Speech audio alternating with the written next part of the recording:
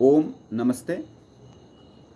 आरोग्य चर्चा के आज के इस चौथे सत्र में सभी छात्रों का स्वागत है। प्रिय छात्रगण, जैसा कि गत दिवस हमने महर्षि मनु जी के द्वारा कथित प्राणायाम का महत्व और भगवत गीता के महत्व में जो कहा गया प्राणायाम का माहात्म्य, प्राणायाम का महत्व, उसके बारे में सुना।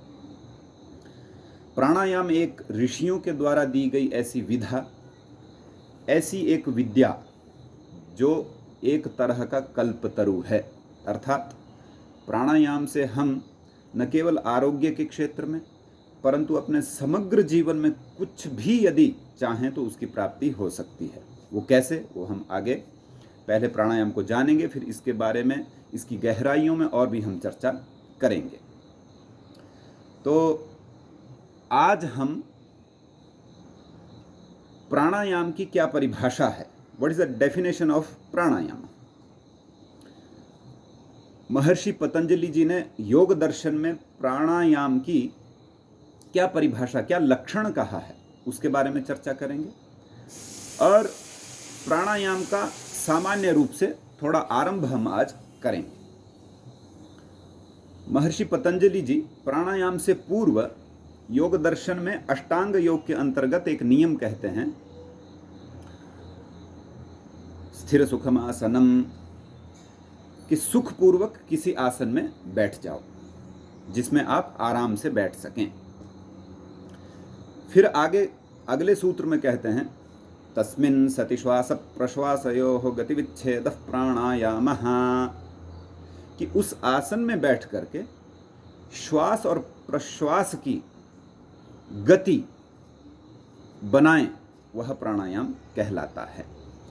श्वास को अंदर भरना संस्कृत में श्वास कहलाता है, जैसे ये, और श्वास को बाहर छोड़ना प्रश्वास कहलाता है, इस तरह। और प्राणायाम शब्द जो है, ये समास शब्द है, ये दो शब्दों से बना है, एक है प्राण और दूसरा है आयाम। प्राण मतलब कि वायु, जिस वायु के आधार पर हम जीते हैं, जिस वायु के कारण हमारे शरीर का अस्तित्व है। 5 तत्व से बना यह जो शरीर है उसमें से एक वायु भी है। तो प्राणस्य आयामः प्राणायामः, प्राण का जो आयाम है, आयाम मतलब कि विस्तार, दैर्घ्य, अथवा एक व्यायाम विशेष, इंग्लिश में कहूँ तो breathing exercise, internal breathing exercise of our body, हमारे शरीर का जो है आंतरिक श्वसन व्यायाम विशेष। श्वास के माध्यम से हमारे शरीर के फेफड़ों का, और अंदर हमारे मूलाधार चक्र से लेकर के इस पूरे भाग का, मस्तिष्क तक के तंतुओं का जो है एक व्यायाम विशेष प्राण के माध्यम से हो जाता है। जिस विधा से, वह विधा प्राणायाम कहलाती है। तो प्राणायाम यद्यपि योग दर्शन में 4 प्रकार का कहा है, हम जिस क्रम को आपके समक्ष अभी उपस्थित करेंगे अगले सत्रों में, वह योग दर्शन सहित अन्यान्य योग के प्रसिद्ध ग्रंथों से मिला जुला एक संकलन है। जैसे कि योग के प्रसिद्ध ग्रंथ है हठ योग प्रदीपिका, घेरण संहिता, और सबसे ऊपर तो योग दर्शन है ही। तो एक बहुत ही यूनिक पैकेज, बहुत ही अच्छा एक सुंदर क्रम और प्रभावी क्रम, जिसे करके सभी आप छात्रगण न केवल समग्र आरोग्य की प्राप्ति कर सकते हैं परंतु बुद्धि का सामर्थ्य, बुद्धि का एकाग्रता, बुद्धि की एकाग्रता और पढ़ने में आपकी रुचि, और कम समय में अधिक विषय को समझ लेना, कम समय में अधिक विषय को याद कर लेना, ये सभी गुण आप जो है प्राणायाम के माध्यम से प्राप्त कर सकते हैं। जैसे मैंने कहा कि प्राणायाम एक कल्पतरु है। क्या है? कल्पतरु। तो प्राणायाम का लक्षण इस तरह कहा है। आइए अब प्राणायाम के क्रम में आगे हम चलते हैं। आज हम पहले प्राणायाम का अभ्यास करेंगे। पहला प्राणायाम है भस्त्रिका। ठीक है जी। हठ योग प्रदीपिका नाम का एक ग्रंथ है, उस ग्रंथ में भस्त्रिका प्राणायाम के बारे में चर्चा की गई है। सबसे पहले भस्त्रिका शब्द का अर्थ मैं आपको बताता हूं। भस्त्र होता है संस्कृत में चमड़े से निर्मित एक छोटा थैला, यानी छोटा बैग टाइप अथवा गुब्बारा टाइप।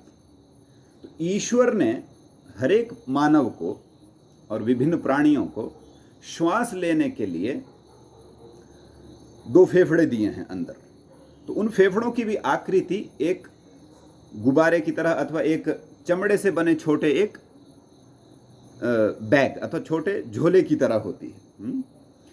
तो इन चर्म रूपी दोनों भस्त्रों का, यानी दोनों लंग्स का श्वसन व्यायाम जिस विधा से हो जाता है, श्वसन ब्रीदिंग एक्सरसाइज जिस विधा से हो जाती है, वह कहलाती है भस्त्रिका प्राणायाम।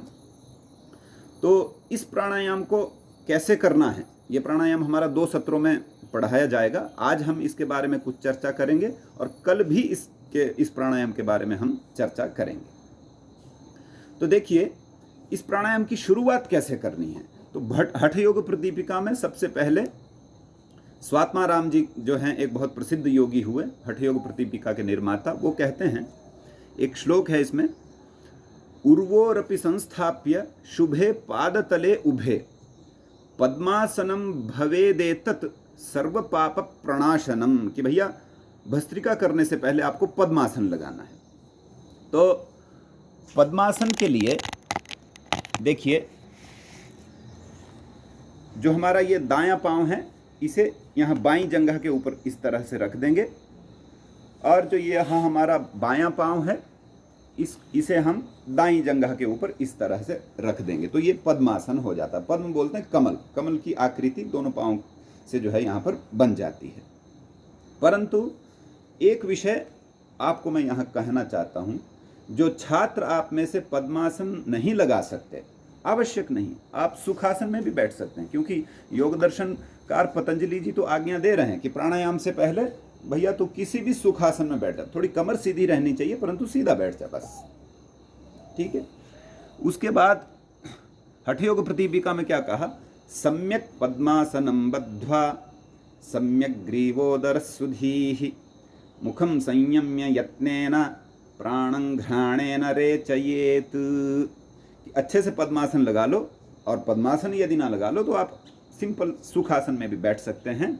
और सबसे पहले सामान्यतः श्वास को बाहर निकाल दो, जो अंदर प्राणवायु है उसको सामान्यतः बाहर निकाल दो, इस तरह।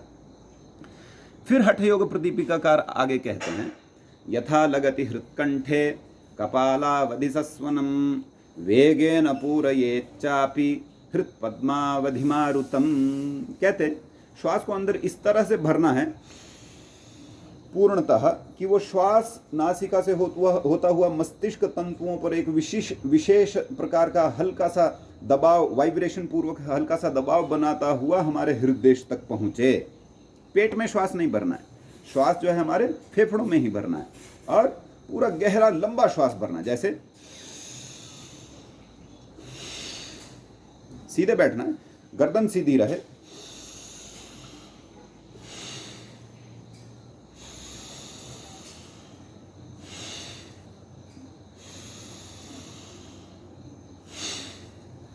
ये भस्त्रिका प्राणायाम का आरंभ है, ठीक है। भस्त्रिका प्राणायाम के बारे में हम और भी जानेंगे, परंतु आज के सत्र में इतना ही पर्याप्त है। आज के सत्र में हमने प्राणायाम लक्षण को जाना, और जो हमारे क्रम में प्राणायाम है, अत्यंत उपयोगी प्राणायाम है, वह भस्त्रिका प्राणायाम। इस भस्त्रिका का आरंभ कैसे करना है, उसके लिए आसन की स्थिति कैसे होनी चाहिए, इस बारे में हमने जाना। तो आज के लिए हमारे सत्र में इतना ही पर्याप्त है। आप इसे सुने और यहाँ पर चर्चित बिंदुओं को मन में रखने का प्रयास कीजिए, उनका आचरण कीजिए। अगले सत्र में हम भस्त्रिका प्राणायाम का दूसरा भाग देखेंगे। सभी को सादर नमस्ते, आपका दिन शुभ हो।